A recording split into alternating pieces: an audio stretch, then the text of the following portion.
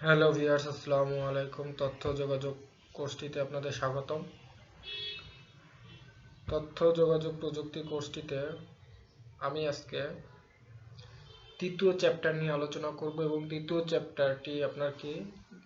চ্যাপ্টারটি হলো আপনার সংখ্যা পদ্ধতি ও ডিজিটাল ডিভাইস। খুবই গুরুত্বপূর্ণ, যারা ইন্টারমিডিয়েটে পড়াশোনা করছেন তাদের জন্য খুবই গুরুত্বপূর্ণ এই টপিকটি বা এই চ্যাপ্টারটি। পরীক্ষায় এখান থেকে প্রায় একটি দুটি কোশ্চেন বোর্ড পরীক্ষায় আসে আপনার, এবং বিভিন্ন স্কুল কলেজ পরীক্ষাগুলো এবং বিভিন্ন চাকরির পরীক্ষা, ইভেন ভার্সিটি লাইফেও আপনার এই তৃতীয় চ্যাপ্টারটি খুবই গুরুত্বপূর্ণ হিসেবে কাজে দিবে। তাহলে আশা করি আমার এই ভিডিওটি খুব মনোযোগ সহকারে দেখবেন, তাহলে আশা করি আপনারা অনেক ভালো কিছু করতে পারবেন। আজকে যে টপিকটি নিয়ে আলোচনা করব সেটি হলো সংখ্যা পদ্ধতির ইতিহাস। সংখ্যা পদ্ধতি কিভাবে আবির্ভাব হলো এই সম্পর্কে একটু আলোচনা করব। একসময় মানুষ পাথরে দাগ কেটে এবং নুড়ি পাথর গণনা করে হিসাব করতেন। হাতের আঙ্গুল, কাঠি এবং রশির গিঁট দিয়েও কি গণনা করতেন। অর্থাৎ প্রাচীনকালে তখন হিসাব বা গণনার কাজে কোনো ডিজিটাল ডিভাইস ছিল না। কোনো ডিজিটাল ডিভাইস ছিল না। যেমন বর্তমানে আপনার গণনা করার জন্য ক্যালকুলেটর, মোবাইল ফোন এবং বিভিন্ন স্মার্ট আদারওয়াইজ অন্যান্য যে যন্ত্রগুলো আমরা ব্যবহার করি, প্রাচীনকালে এই যন্ত্রগুলো ছিল না। ফলে প্রাচীনকালে মানুষ তাদের হিসাব বা গণনার জন্য তারা পাথরে দাগ কাটতেন এবং নুড়ি পাথর দিয়ে গণনা করতেন, এবং হাতের আঙ্গুল গুনে এবং কাঠি দিয়ে এবং রশিতে গিঁট দিয়ে কি করতেন, তারা গণনা করতেন। কিন্তু দেখা গেল যে এতে হিসাবে অনেক সময় ভুল হওয়ার সম্ভাবনা থেকে যেত, বা পাথরের দাগ মুছে গেলে আপনার হিসাবে ভুল হওয়ার সম্ভাবনা ছিল। আপনার নুড়ি পাথর হারিয়ে গেলে আপনার কি হিসাবে ভুল হতো। হাতের আঙ্গুল গুনতে ভুল হলে কি হতো, ভুল হতো। তখন মানুষ চিন্তা করলো আসলে এভাবে হিসাব করা সঠিক পন্থা নয়। তখন মানুষ বিভিন্ন চিহ্ন এর মাধ্যমে কি করলেন, গণনার কাজ শুরু করলেন। কত সালে? এবং 3400 খ্রিস্টাব্দে হায়ারোগ্লিফিক্স চিহ্ন বা সংখ্যা পদ্ধতির মাধ্যমে প্রথম গণনার কাজে চিহ্নের প্রচলন শুরু হয়। তাহলে কোন সংখ্যা পদ্ধতির মাধ্যমে প্রথম চিহ্নের প্রচলন শুরু হয়? হায়ারোগ্লিফিক্স সংখ্যা পদ্ধতির মাধ্যমে। এবং কত খ্রিস্টাব্দে? 3400 খ্রিস্টাব্দে। চলুন একটু চিত্রটা দেখে নিই। প্রাচীনকালে যখন এই 3400 খ্রিস্টাব্দে হায়ারোগ্লিফিক সংখ্যা পদ্ধতিটা আবির্ভাব হলো, তখন তারা এই শূন্যর পরিবর্তে কি ব্যবহার করতো, এই প্রতীকটি ব্যবহার করতো, এবং অনের পরিবর্তে ব্যবহার করতো একটা ডট, এবং টু এর পরিবর্তে দুইটা ডট, থ্রির পরিবর্তে তিনটা ডট,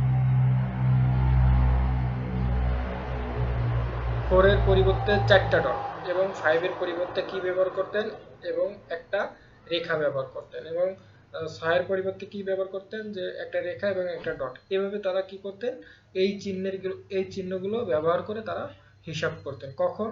3400 খ্রিস্টাব্দে, যখন হায়ারোগ্লিফিক সংখ্যা পদ্ধতিটা আবির্ভাব হয়, এবং এগুলোর মাধ্যমে কি করতেন, তারা হিসাব করতেন। এখন আমরা জানবো সংখ্যা পদ্ধতিটা আসলে কি। সংখ্যা পদ্ধতি কাকে বলে? কোন সংখ্যা প্রকাশ করার পদ্ধতিকে সংখ্যা পদ্ধতি বলে। কি বলছি? যে কোনো সংখ্যা প্রকাশ করার পদ্ধতিকে সংখ্যা পদ্ধতি বলে। যেমন 125 সংখ্যাটিতে 1, 2, 5 তিনটি অঙ্ক রয়েছে। আর অঙ্ক কি? অঙ্ক হলো কোনো সংখ্যায় ব্যবহৃত প্রত্যেকটি প্রতীককে এক একটি অঙ্ক বলে। যেমন এই সংখ্যাটিতে আপনার তিনটা প্রতীক ব্যবহার করা হয়েছে, 1, 2, 5 তিনটা প্রতীক ব্যবহার করা হয়েছে। অতএব এই এক একটা প্রতীককে বলতে পারি আমরা অঙ্ক। তাহলে আশা করি বুঝতে পেরেছেন অঙ্কটা কি। তাহলে 125 সংখ্যাটিতে কয়টি অঙ্ক আছে? তিনটি অঙ্ক আছে। আপনার এমসিকিউর জন্য কিন্তু পরীক্ষা আসতে পারে 125 দিয়ে বা যে কোনো একটা সংখ্যা দিয়ে বলতে পারে যেখানে কয়টি অঙ্ক ব্যবহৃত হয়েছে। আর তার এক একটা অঙ্ক কিন্তু ইউনিক হবে, আলাদা হবে। যেমন 1, 2 এগুলো আলাদা, কিন্তু 5 তিনটা প্রতীকই কি ভিন্ন। তাহলে এখানে তিনটা অঙ্ক রয়েছে।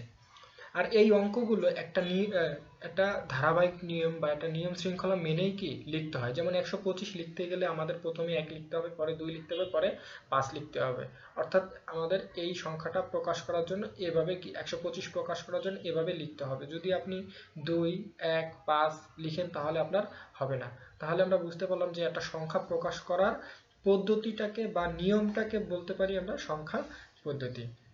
সংখ্যা পদ্ধতি দুই প্রকার, পজিশনাল সংখ্যা পদ্ধতি এবং নন পজিশনাল সংখ্যা পদ্ধতি। তাহলে যদি আপনার পরীক্ষায় আসে যে সংখ্যা পদ্ধতি কয় প্রকার, দুই প্রকার, পজিশনাল সংখ্যা পদ্ধতি এবং নন পজিশনাল সংখ্যা পদ্ধতি। পজিশনাল সংখ্যা পদ্ধতি কাকে বলে, যে সংখ্যা পদ্ধতি প্রকাশ করার জন্য সংখ্যা পদ্ধতিতে ব্যবহৃত মৌলিক চিহ্ন, বেস এবং ভিত্তি বা এর অবস্থান বা স্থানীয় মান থাকতে হয়, তাকে বলা হয় পজিশনাল সংখ্যা পদ্ধতি। তাহলে পজিশনাল সংখ্যা পদ্ধতির আপনার মূলত তিনটি বৈশিষ্ট্য অবশ্যই থাকতে হবে। কি থাকতে হবে, ব্যবহৃত মৌলিক চিহ্ন এবং বেস থাকতে হবে, বেস বা ভিত্তি, এবং এর স্থানীয় মান থাকতে হবে। তাহলে তাকে আমরা কি বলতে পারবো, পজিশনাল সংখ্যা পদ্ধতি। যেমন বাইনারি সংখ্যা পদ্ধতি, ডেসিমাল সংখ্যা পদ্ধতি, অক্টাল সংখ্যা পদ্ধতি এবং হেক্সাডেসিমাল সংখ্যা পদ্ধতি কি পজিশনাল সংখ্যা পদ্ধতি। কেন, বাইনারি সংখ্যা পদ্ধতিতে আপনার দুইটি মৌলিক চিহ্ন ব্যবহার করা হয়, যেমন 0 এবং 1, তাহলে এর মৌলিক চিহ্ন রয়েছে, তাহলে এবং এর বেজও আছে। যেহেতু আর বেজ হলো কি, কোনো সংখ্যা পদ্ধতির মোট মৌলিক সংখ্যাকে বলা হয় তার বেস। তাহলে বাইনারি সংখ্যায় দুইটি মৌলিক চিহ্ন ব্যবহার করা হয়, তাহলে এর বেস 2। ডেসিমেলে আপনার 0 থেকে 9 পর্যন্ত অর্থাৎ 10টি মৌলিক চিহ্ন ব্যবহার করা হয়, বেস 10। এবং অক্টালে আপনার 0 থেকে 7 এবং হেক্সাডেসিমাল 0 থেকে 9 এবং এ থেকে এফ পর্যন্ত টোটাল 16টি কি করা হয়, আপনার মৌলিক চিহ্ন ব্যবহার করা, তাহলে বেস 16। এবং এর প্রত্যেকটা সংখ্যা পদ্ধতির কি আছে, স্থানীয় মান রয়েছে। তাহলে এই চারটি সংখ্যা পদ্ধতি কি পজিশনাল সংখ্যা পদ্ধতি। এখন চলুন পজিশনাল সংখ্যা পদ্ধতির আরেকটু বৈশিষ্ট্য আমরা জানবো।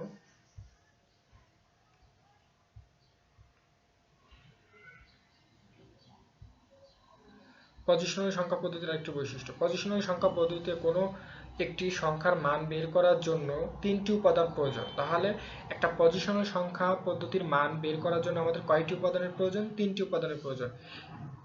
সংখ্যাটিতে আমাদের কি থাকতে হবে, সংখ্যাটিতে ব্যবহৃত অঙ্কগুলোর নিজস্ব মান থাকতে হবে। তাহলে সংখ্যাটিতে ব্যবহৃত অঙ্কগুলোর একটা নিজস্ব কি থাকতে হবে, মান থাকতে হবে। এবং সংখ্যা পদ্ধতির বেস বা ভিত্তি, তাহলে সংখ্যা পদ্ধতির কি থাকতে হবে, বেস বা ভিত্তি, এবং সংখ্যাটিতে ব্যবহৃত অঙ্কগুলোর অবস্থান বা স্থানীয় মান, এই তিনটি বিষয় মাস্ট বি থাকতে হবে। তাহলে সেটা পজিশনাল সংখ্যা পদ্ধতি হবে, আদারওয়াইজ হবে না।